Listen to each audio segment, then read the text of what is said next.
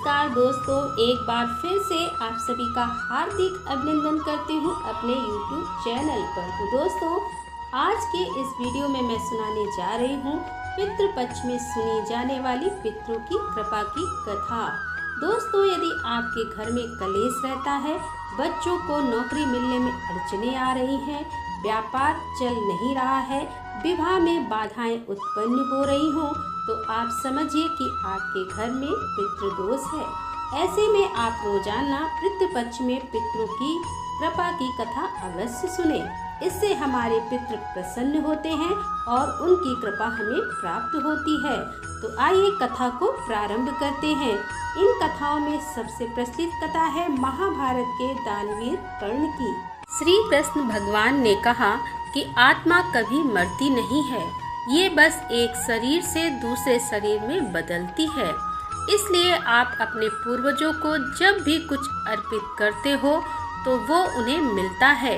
दानवीर कर्ण, जिनके नाम के आगे ही दानवीर था, उन्होंने पूरी उम्र बहुत दान दिया। जो भी उनसे कुछ मांगता वो उसे जरूर मिलता।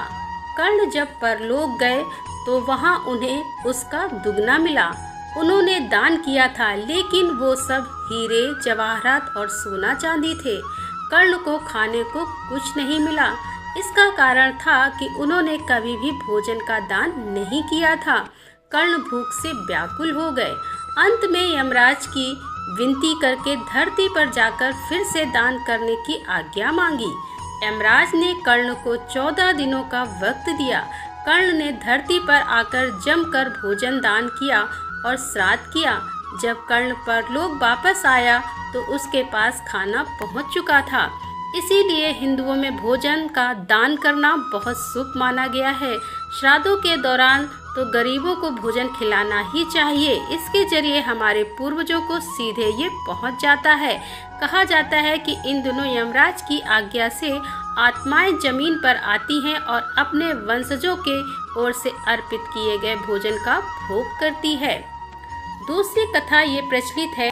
एक बार दो भाई थे, एक का नाम जोगे और दूसरे का नाम भोगे था। जोगे अमीर था और भोगे गरीब। एक बार श्राद्ध का वक्त था तो अमीर भाई की पत्नी ने उससे श्राद्ध करने को कहा, लेकिन वो इसे व्यर्थ की बात मानकर टालता रहा।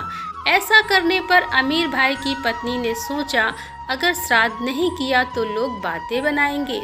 इसके लिए ऐसा करती हूँ कि अपने मायके वालों को दावत पर बुलाकर अपनी शान दिखाऊंगी।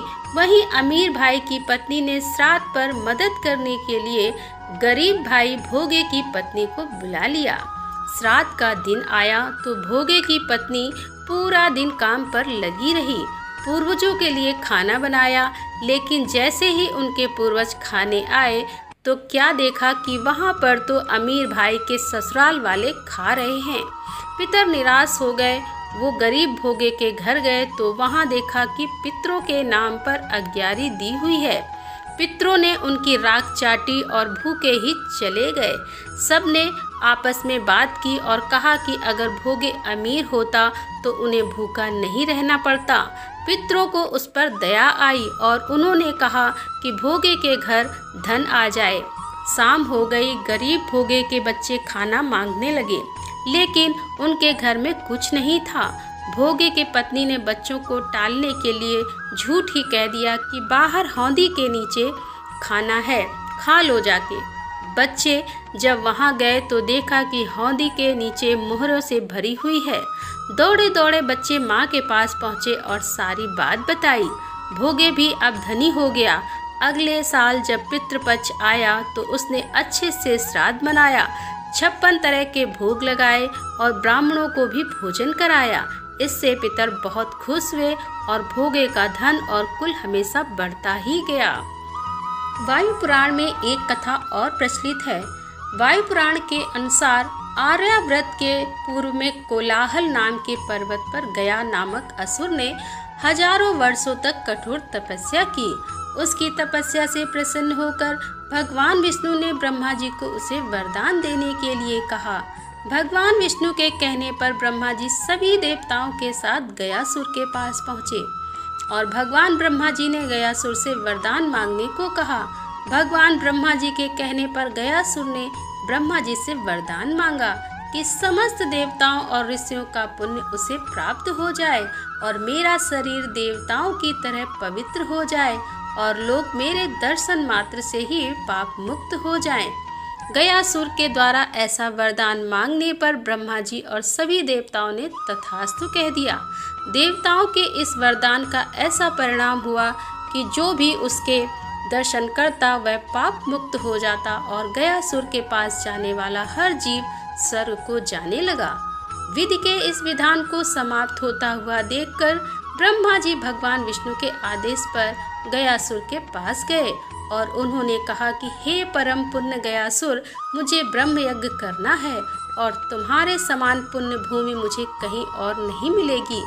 अतः तुम अपने 20 कोस में व्याप्त शरीर को मुझे प्रदान करो। ब्रह्मा जी के श्रीमुख से ऐसा सुनकर गयासुर ने अपना शरीर ब्रह्मा जी को दे दिया और जब यज्ञ प्रारंभ हुआ तो उसका शरीर हिलने लगा। ब्रह्मा जी ने नाभि प्रांत से उसे संतुलित किया तथा भगवान विष्णु ने गयासुर की छाती पर अपने चरण रखे और अपनी गदा से गयासुर के कंपन को संतुलित किया। छाती पर श्री हरि भगवान विष्णु की चरण छाप पड़ने पर गयासुर का अहंकार समाप्त हो गया और उसने मरते समय भगवान विष्णु से वरदान मांगा कि इस यज्ञ क्षेत्र में विष्णुपाद पर जिसका भी श्राद्ध हो उसे सद्गति मिले। और भगवान श्री हरि विष्णु जी ने गयासुर की इस मंगल कामना का आदर किया और उसे भी सद्गति प्रदान की तथा वरदान भी प्रदान किया। तभी से उस संपूर्ण 20 कोस का नाम गया पड़ गया और भगवान ब्रह्मा जी ने उस भूमि को श्राद्ध कर्म भूमि घोषित कर दिया। शास्त्रों के अनुसार गया जी में तर्पण करने से पितरों की तृप्ति होती है। बोल पितृ देवताओं की जय।